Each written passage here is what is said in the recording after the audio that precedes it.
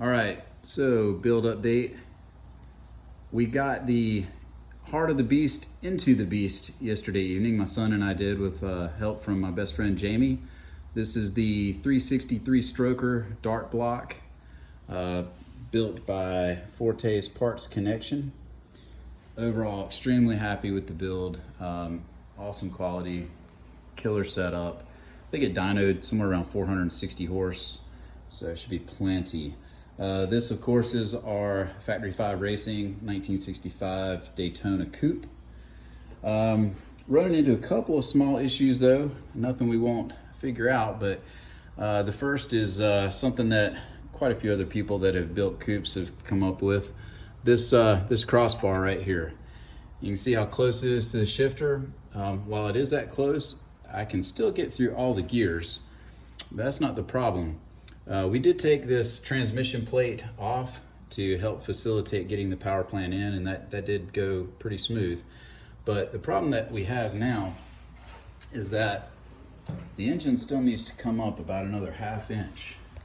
And as you can see, there's a block right here. And if you can see that clearance, that is not ½ inch. Matter of fact, it's almost touching it right now. So the transmission really can't rise any higher. As you can see, I've got it supported by some ratchet straps here hanging off the roll cage, but the engine is securely mounted on its mounts.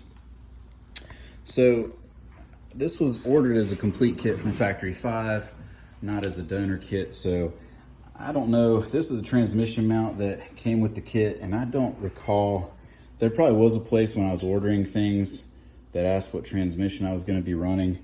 But at the time that we ordered the kit, which was, gosh, 2.5 years ago now, I don't think we even had an idea as far as what we were going to be running other than a 302 based motor. In this case, 363.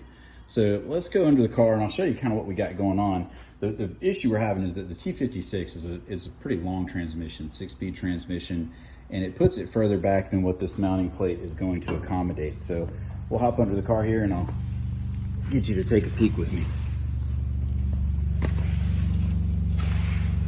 All right, so here we are underneath. That's beautiful. So what we have, and these are the holes here, these square holes where the carriage bolts would come down through, and that plate, the plate would actually sit on top of these mounts going across and then come over here, and these two bolts here would drop into the slotted part. So I'm gonna hold this up here just so you can kind of see what I'm talking about. This is basically how it would go, but of course it would be sitting on top of the frame. But as you can see, if I match up these carriage bolt holes, that is nowhere near where it needs to be. I'm a good probably 2 inches. I need to go 2 inches further back. If I was to slide this back or try to slide this back, then I'm no longer, while that would work for the bolts, I would only be able to get maybe here. I don't know if I could even do anything in the square channel here at all. I don't know if I want to. So I'm not sure exactly. And as you can see, hopefully you can see, the transmission needs to go up, quite a bit, and we're not gonna be able to do that with that crossbar. So that's where I'm at right now. My thinking is the crossbar may have to get cut or modified to allow the transmission to rise up, and then either there's a correct mounting plate that I just don't have that I'll need to get, or worst case scenario, I can draw something up, cut it out on the plasma cutter out of some pretty thick metal and make my own transmission mounts. So that's where we're at. Again, progress. Cheers.